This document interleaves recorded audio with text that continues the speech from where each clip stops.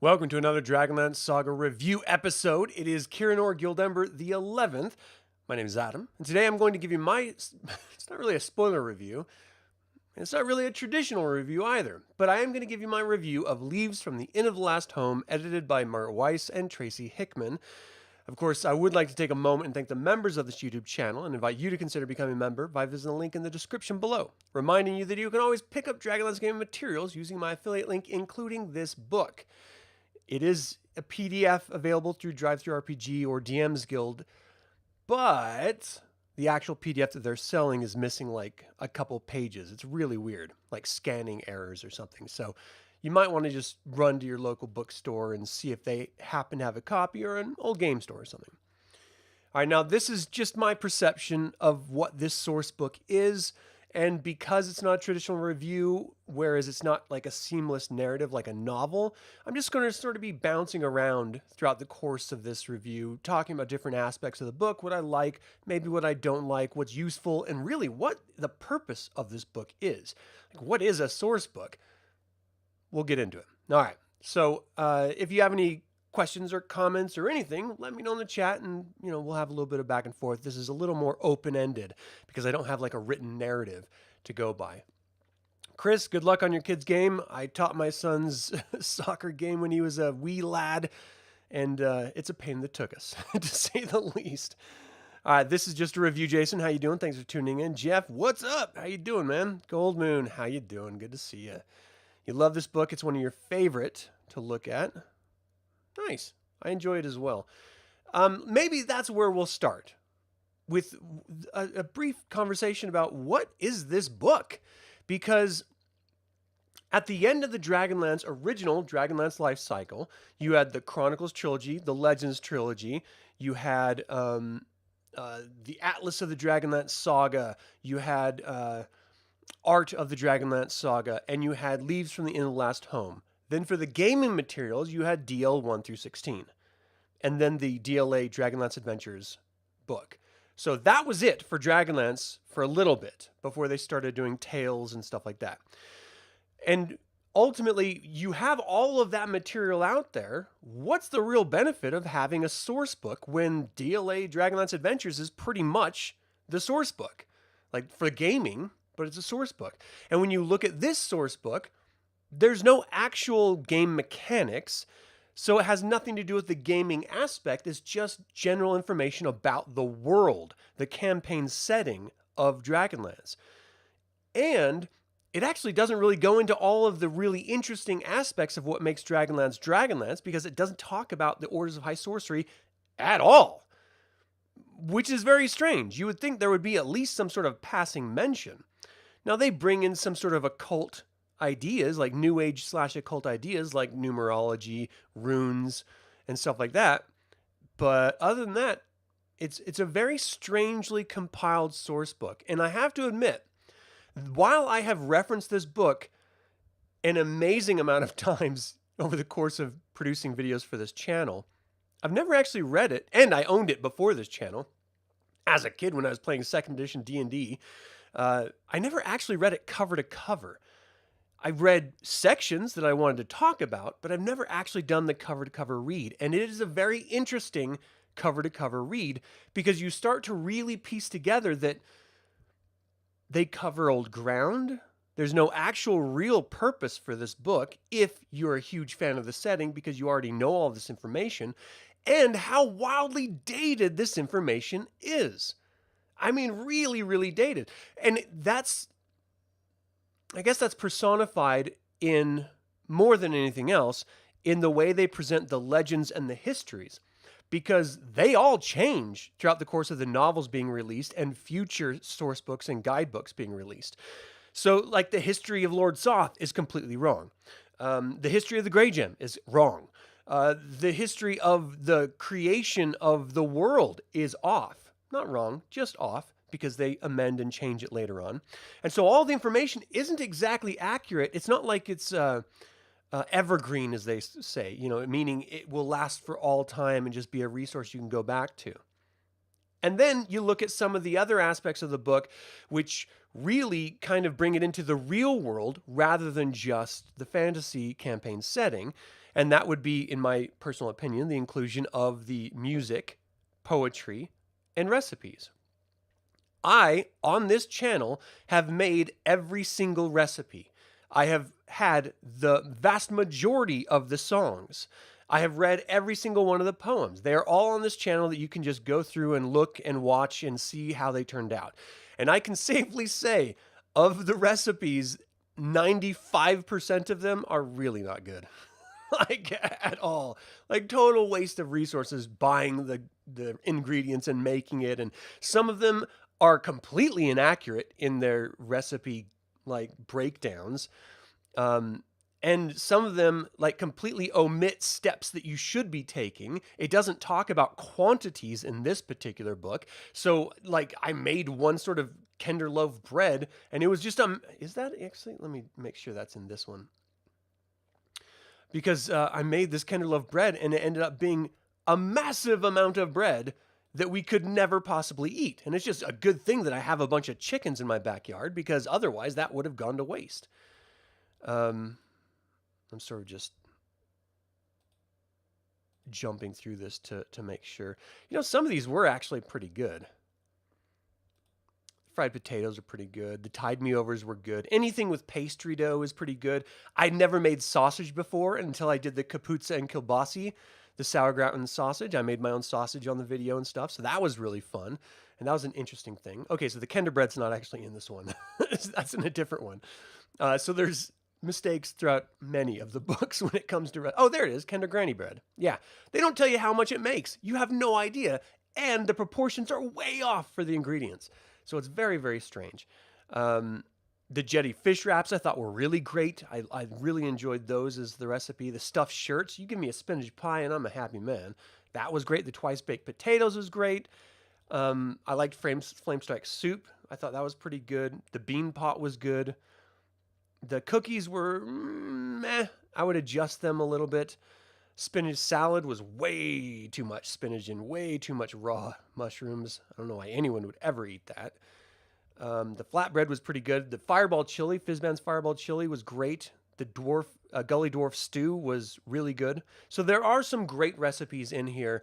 But again, it's Midwestern sensibilities when it comes to the recipes. So the portion size is blown way out.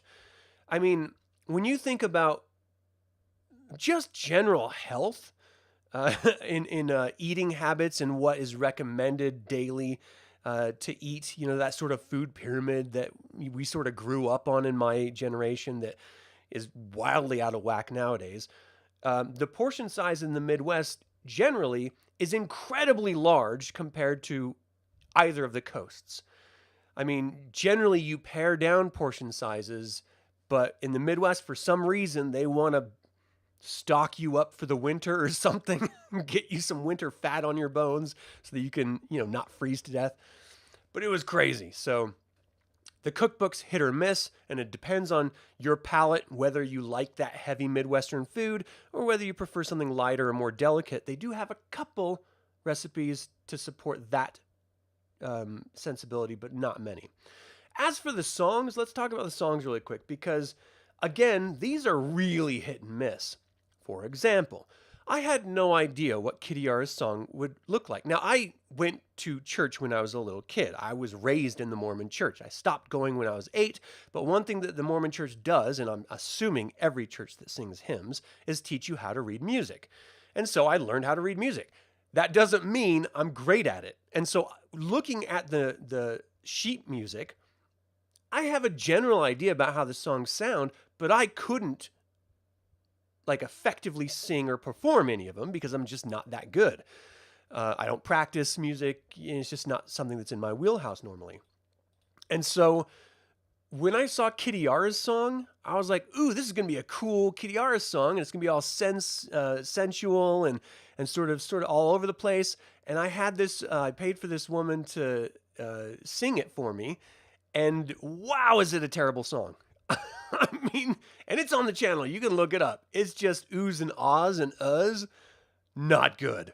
Like whoever put that song together, whoever wrote that sheet music, I don't know if they were out of their mind, if they were just trying to get this done, or if they actually wanted it to sound like that.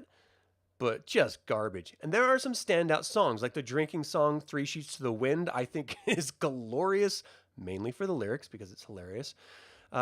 Lord Soth's song, I think, is really, really great. I only did the bassoon version. And that's another thing that you learn about the songs in Leaves from the End of the Last Home is that there are multiple versions of some of the songs, depending on the instrument or depending on the arrangement. So, for example, Goldmoon's song right out of DL1 is a trio in Leaves from the End of the Last Home. So that's one that I've done Goldmoon's song, I produced it. Now I need to produce the trio at some point so I can see what that sounds like. But music, again, is kind of hit or miss. You get something like Huma's song, which is in Second Generation, I think, the compilation. But anyway, Tracy Hickman wrote it, and it's great. The guy I paid to perform it did an amazing job. But some of the songs in here, not so great. So again, the music is kind of hit and miss. So my favorite song is got to be the Kender, or no, the drinking song, the Krynnish drinking song. I think that's just so much fun. And Goldmoon's song is great because it's just, it's iconic to the beginning of what Dragonlance was, I mean, we had the suggestion of her singing in the Dragons of Autumn Twilight novel. We actually saw the sheet music in DL1, Dragons of Despair, I think it was called. And so, it's always been a part. Music and poetry has always been an indelible part of Dragonlance. I think they stole that from Tolkien, but in either case, it worked and it's great, generally. Not everything works really well. The poetry, when it's isolated in the novels where, you're reading the novel and then there's a poem presented and then you continue reading the novel, not so bad. You kind of get this, it's like a reprieve from the narrative, and you get to explore history generally through the poetry. Abstract, but that's kind of what history is anyway.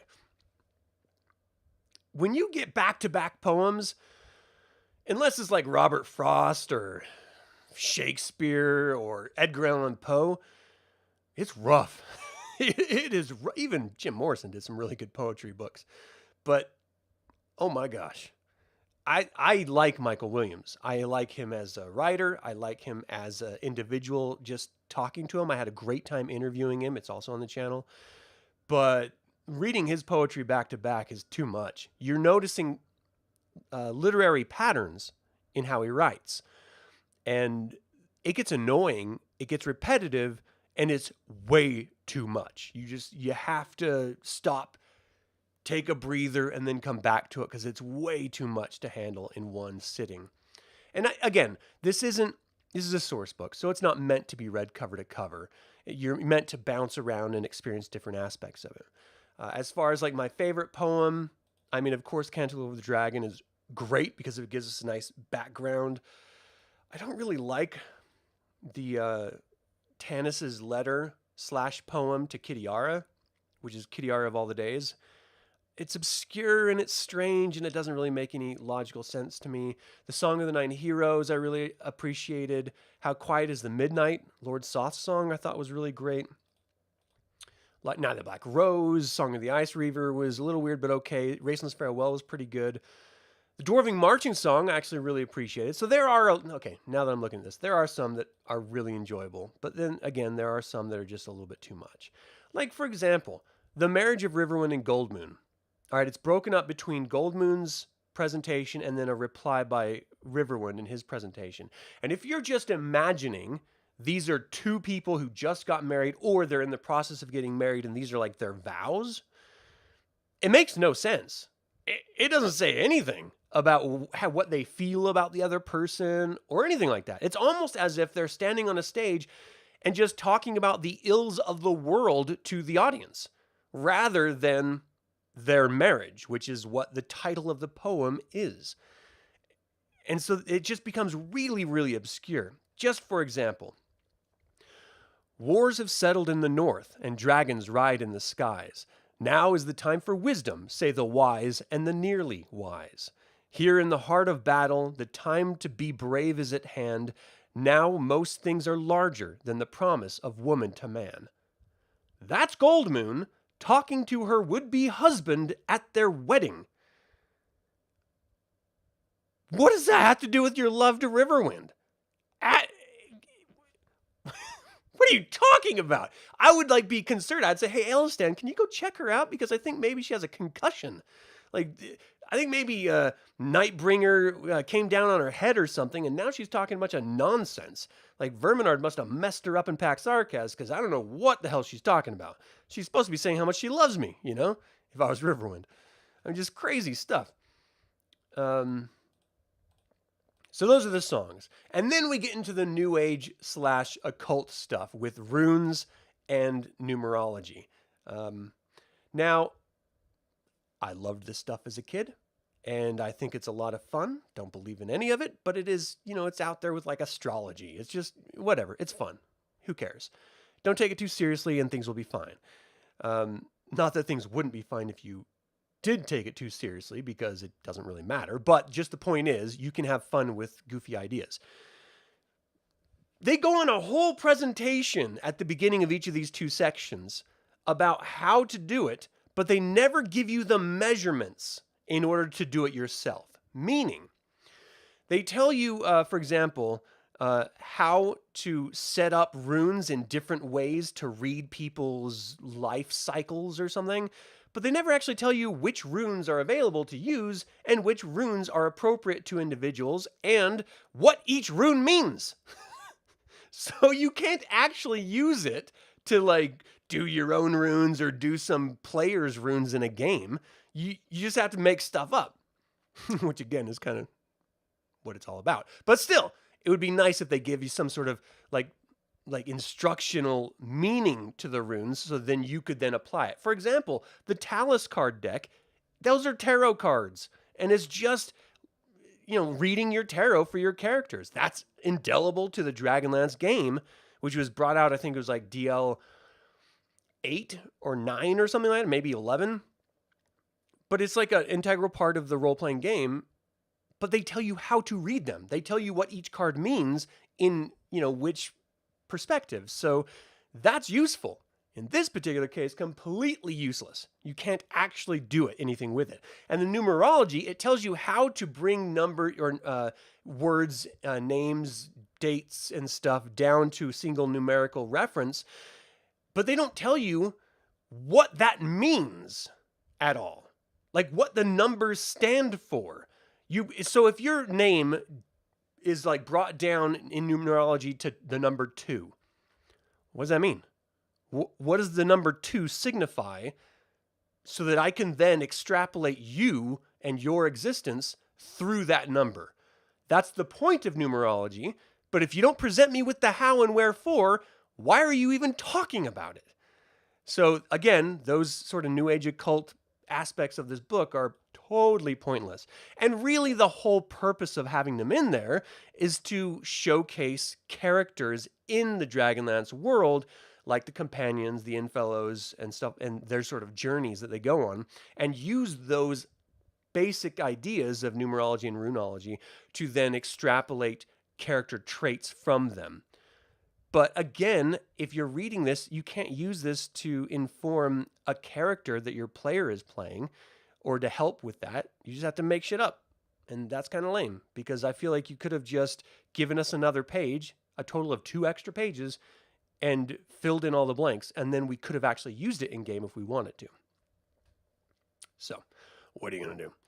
Yeah, I mean, numerology is definitely not from Dragonlance. Runology is definitely not from Dragonlance. But the fact that they imported it into it, and tarot cards are not from Dragonlance, they imported it into the system, and they explain it out, but they don't actually give you the real information. So if you're going to bring something real world, New Age occult into the fantasy world, at least let us know how to actually apply it to characters in the world, not just present characters that it's already been applied to without giving us the how. That's kind of frustrating. Okay, so aside from that, let's look at the table of contents so I can sort of rough through here. Lord Gunthnr's War Journal. It's where he talks about the history of the War of the Lance, which I think is the best part. Notes on dragons, which is completely useless. It doesn't actually give you any real information at all.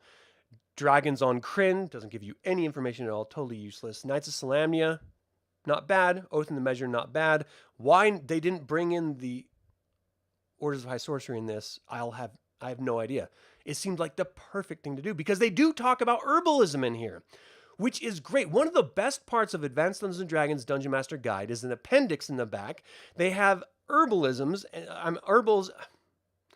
herbs, roots, plants, fruits, etc., and their use through the skill of herbalism and how they would then help you. It's a really cool, I don't know if it's accurate or not, but I think it's a very cool addition and adds depth to the game.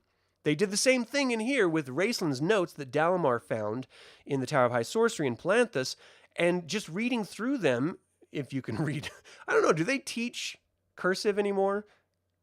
If you don't know how to write cursive, or if you've never been taught how to write cursive, do you know how to read cursive? I don't know. I was taught how to do it, so I just assume you would know, but maybe people don't know how to read cursive, so that whole section would be a bust, because it's supposed to be in Raistlln's hand, and it's like just all cursive. And so reading it is fun and interesting. There's little notes here and there. But other than that, it's kind of useless because most people don't apply that stuff into it. But I love the world building that it implies. I thought that was really great. Maps of pre- and post-war Raistlln and the constellations, great. Loved them in this. It gives you the generic legends of a handful of different artifacts and people and events in Dragonlance, which I think is really, really important because that's, I think, the core of what this book is. It's not meant for gaming. It's just meant to give a reader a sense, not a full scope view, but a sense of what Dragonlance has to offer. And I think it does that pretty well. Now, there's a story in here called The Manuscript of Dunstan Van Eyre, which I think is the best part of this entire book. I had never read it before this week. Like, I think yesterday I read it. And it's great. It's the whole thing is set up between two aesthetics from the Library of Palanthas. Why can't I remember his name? Astinus of Palanthas tells them to go find a draconian and a minotaur and basically learn about these species. And they end up learning about elves, and they end up learning about dragons and all sorts of stuff like that throughout their misadventures. And it becomes dangerous, and everything's really great, and it's a fun story. So you're learning through an interesting, like a short story in Tales, one of the Tales books.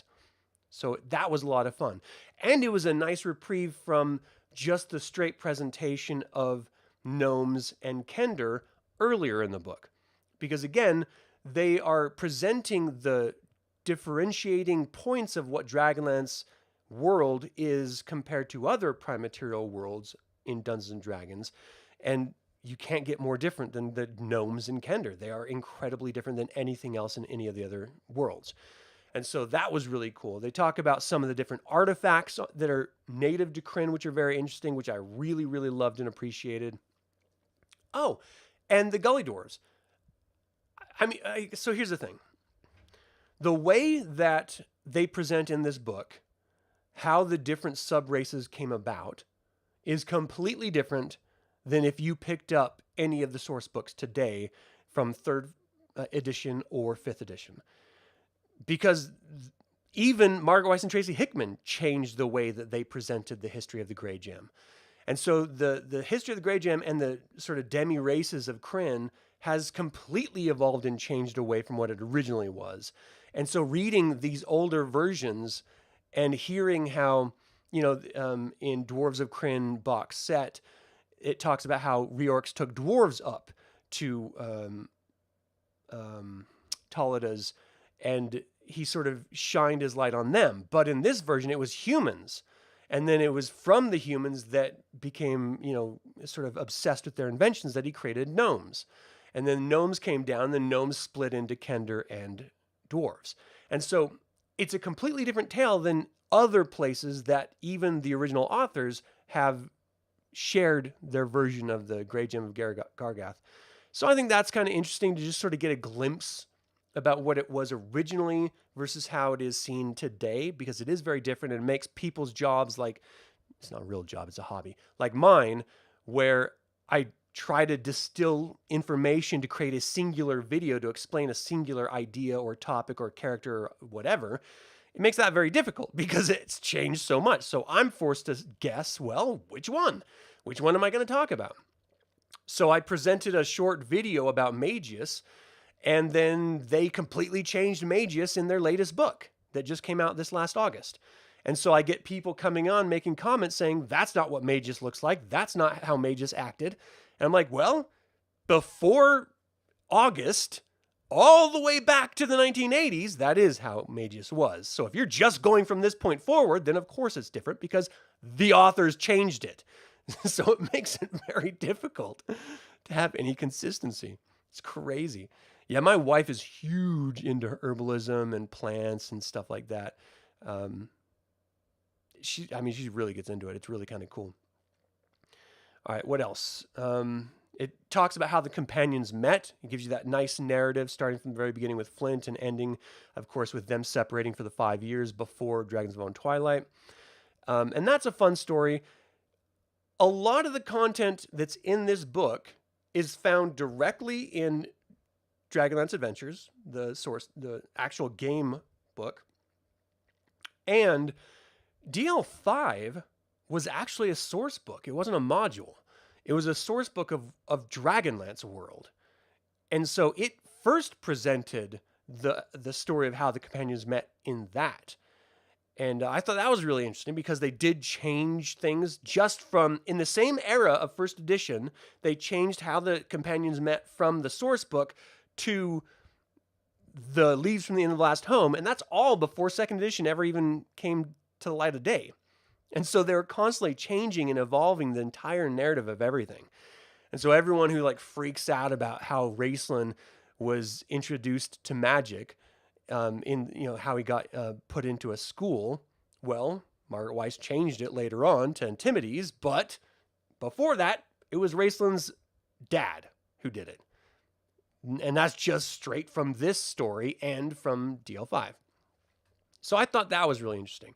The timeline of Krynn, of course, it presents is very fun, but different. And the creation of the world is pretty fun and also has differences to how it's perceived nowadays, or presented nowadays, I should say. So I think the strength of Leaves from the End of the Last Home is the time capsule aspect of it. You get to get a really strong taste of what Dragonlance was, not what it is. And for people like me who really enjoy old school D&D rather than the newer versions, this is bread and butter. This is home. This is a warm cup of coffee under a blanket. You know, just sort of going back to when you were a kid and just staring at the sky or something and imagining, like, I'm going to play Dungeons and Dragons. What kind of character am I going to play? Or I just read Dragons of Bone Twilight. What if I was in that story? What would I have done in those situations? You know, it's fodder for your imagination, and it's a lot of fun to revisit. I would not suggest it to someone who is cutting their teeth on D&D with 5th edition and the way Dragonlance is presented in 5th edition, because they don't mesh at all. They're completely different. But if you're able to realize that Dragonlance is a continual evolution and always has been, then I think you might appreciate this a little bit more. All right, so what do you guys have to say about this? The book is pretty sweet. Yeah, it's fun. You got a crusty copy from eBay years ago. This is my second copy that I was reading, and I got the PDF because I was stupid and gave away my first copy. I shouldn't have. It's not wrong. It was Weis who said the variations in the history is because of how legends change over years. Yeah, and that's just an excuse, Jeff. That's an excuse for not being consistent. That's all that is. Spiced potatoes were good. I agree, Rhiannon. Thanks for joining live, by the way. Let's see. You kind of want to go reread Dragonlance books now. You should. They're fun. They're fun to revisit. If you remember correctly, they serve spiced potatoes. Yeah. Odic spiced potatoes are great. I mean, they're not what I expected, but they're good. You don't have a copy of this one. It's just a cookbook. No, it's more than a cookbook. It's tales and legends and histories and world information without any D&D mechanics involved. So it's just a presentation to what Dragonlance is. See, they have a question in fantasy D&D based of Dragonlance. Hey, Braska, you can go ahead and ask it if you have a question. The recipe situation section of a few pages of the book is full of other information. You like Odix and the chili. Let's see. When Sturm protected the dark-haired elven princess, got out of some epic battle, and she rewarded him with a snowflake pendant. Oh, that was Alhana Starbreeze in Tarsus. And the potato dwarf and the rat helped Raistlln through the dungeon. That was Buppu, the gully dwarf in Zack Saroth, and that was great. Hey, Skull Cowboy, thanks for tuning in live. How you doing? You can read in the Chronicles of Narnia. Nice, that's a fun one. Yeah, I enjoyed the Chronicles of Narnia when I was a kid. You missed the good old love, honor, and obey. Numerology is from System of A. White. Much of the herb lore is traditional, actually. Yeah. I mean, they do present like recipes and stuff in the herb, but when it comes to herbs in fantasy books, they use fantasy herb names. So not all the herbs are things that are going to be common or even accessible at all, because some of it's made up. So don't ever go into that, especially in this book, thinking that it's 100% accurate and you can go to the store and just buy this stuff and make your own, because you won't be able to. They've resumed teaching cursive. All right. It's time for people who are not taught. Yeah, my son wasn't taught. And I got to ask my daughter, because she hasn't brought it up. I don't think she's been taught. You like the herbalism section? It feels like Parcelian could have given Raistlln an actual blend to help. Yeah, seriously. Yeah. I mean, he gave him a recipe, but apparently it wasn't a very good one. And in Raistln's notes, he actually has his own version of a tea that is supposed to help. So who knows? The recipe of Raistln's tea that I made was pretty good. It was okay, but it wasn't like stinky or anything like that, like it's always been presented in the books. But very much like next week, a sort of a tease for the lore video that I'm releasing next week. It's about Tikhisis and where she lives in the planes of existence. I just thought, since Planescape is coming out and they're doing a bunch of Planescape videos, I might as well do one about Dragonlance in Planescape. And so when 2nd edition first came out, they changed Tikhisis's home from the Abyss to the Nine Hells, to Bador. And that's because of the alignment. Tikhisis is lawful evil, which same with Bador, the Nine Hells, and the Abyss is chaotic evil, so she wouldn't dwell there. But all of the information that we've ever been given about Tikhisis in Legends, Chronicles, and all of the Dragonlance novels is the Abyss. And so it's very interesting to get that cognitive dissonance between the game materials as they're later developed versus the novel information as it's presented, because it's diametrically opposed. And you get that a lot with Dragonlance throughout its different iterations. And so it's just something where we as fans, good question. I'm going to get to that, Don, in just a second. Let's put a pin in that. It's something that we as fans need to just accept what we like and forget what we don't, and just try to make it as close to what we think Dragonlance is as possible, so that if you're a DM, you're then creating a world that's enjoyable and different for the players. And if you're a player, then you feel immersed in the version of Dragonlance that you're comfortable with.